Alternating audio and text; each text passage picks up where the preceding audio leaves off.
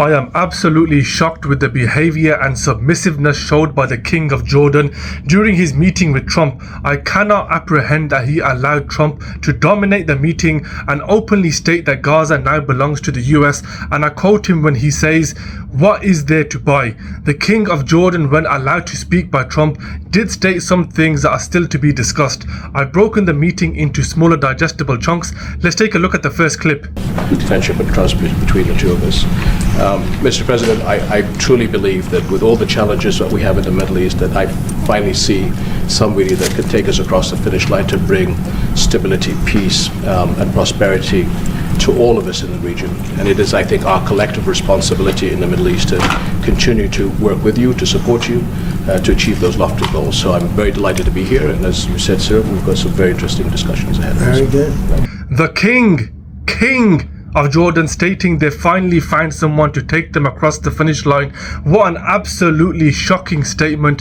Why are you king if you're going to publicly state that you're unable to work cohesively with other nations to resolve conflict, and you're giving credit to a country that's thousands of miles away to use your money, your land, just to initiate negotiations? The next clip, the king explains the discussion so far. Mr. President, why should the king take in the Palestinian people? He's made clear he doesn't want to. Well, I don't know, but he may have just something to say because we discussed just briefly. I think maybe you want to say it now, or? Well, Mr. President, I think we have to keep in mind that there is a plan from Egypt and the Arab countries. We're being invited by Mohammed bin Salman to discussions in Riyadh. I think the point is how do we make this work in a way that is good for everybody? Right. Obviously, we have to look at the best interests of the United States, of the people in the region, especially to my people of Jordan. And we're going to have some interesting discussions today. I think one of the things that we can do right away is take 2,000 children that are either cancer children or in a very ill state to Jordan as quickly as possible, and then wait for, I think, the Egyptians to present their plan on how we can work with the president to work on Gaza challenges. So I want to tell you that, excuse me, wait, just please. I didn't know that, what you just said, 2,000 children with cancer or other problems, and that's really a beautiful gesture. That's really good, and we appreciate it. Someone slap me. Am I listening to this correctly? The best interest of the United States? Do you not see how much of a fool you are when you say that? I guarantee Trump was laughing throughout this whole entire discussion. King Abdullah suggests taking 2,000 children away, 2,000 away from their parents into another country for treatment. Would it not be easier and cheaper to build makeshift hospitals and treat patients there in Palestine? Shocking, absolutely shocking. Guys, you have to forgive me here. I am appalled that this was the outcome of the discussion. Things only get worse. Check out the next clip. Your election campaign. Mr. President, how is the U.S. going to own Gaza? Your White House has been clear.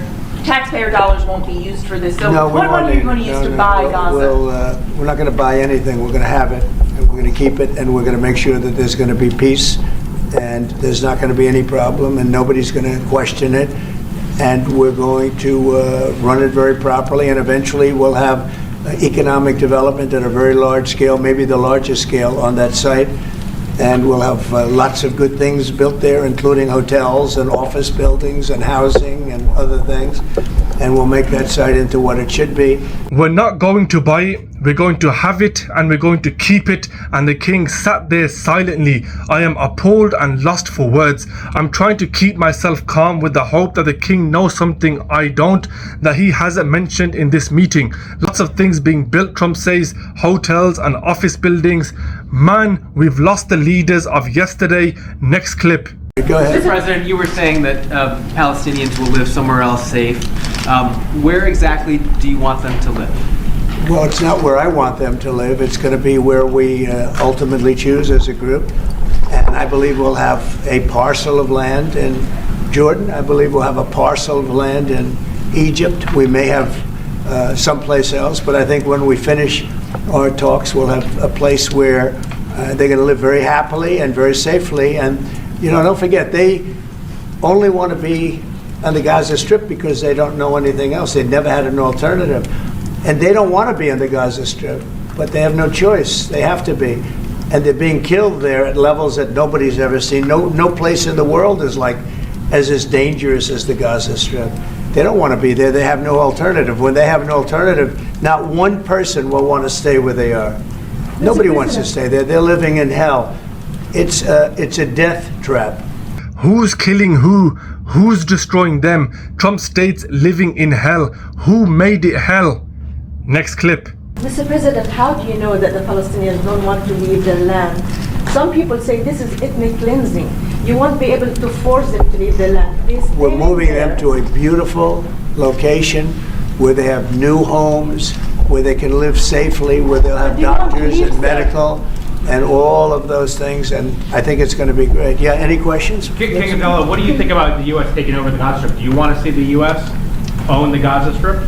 Well, I think, as I said earlier, the president is looking at Egypt coming to present their plan. As I said, we will be in Saudi Arabia to discuss how we can work with the president and with the United States. So I think let's wait until the Egyptians can come and present to the president and not get ahead of ourselves. And is there a parcel of land in Jordan that you're willing to have Palestinians? Well, I think what we said, I have to look at the best interests of my country. I think the president is very happy that we do this thing with 2,000 children as quickly as possible. And again, I believe that the president is looking forward to getting a group of us Arabs here to discuss the overall plan.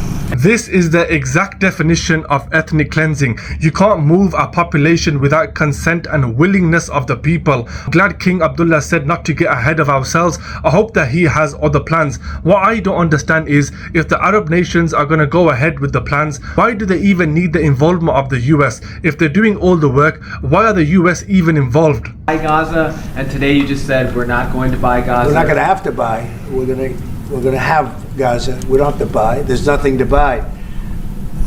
We will have Gaza. What does that mean? No reason to buy. There is nothing to buy. It's Gaza. It's a war-torn area. We're going to take it. We're going to hold it. We're going to cherish it. We're going to get it going eventually, where a lot of jobs are going to be created for the people in the Middle East. It's going to be for the people in the Middle East, but I think it could be a diamond. It could be an absolute tremendous asset for the Middle East. There's nothing to buy. We will have Gaza. It's a war-torn area. A lot of jobs will be made for the people of the Middle East.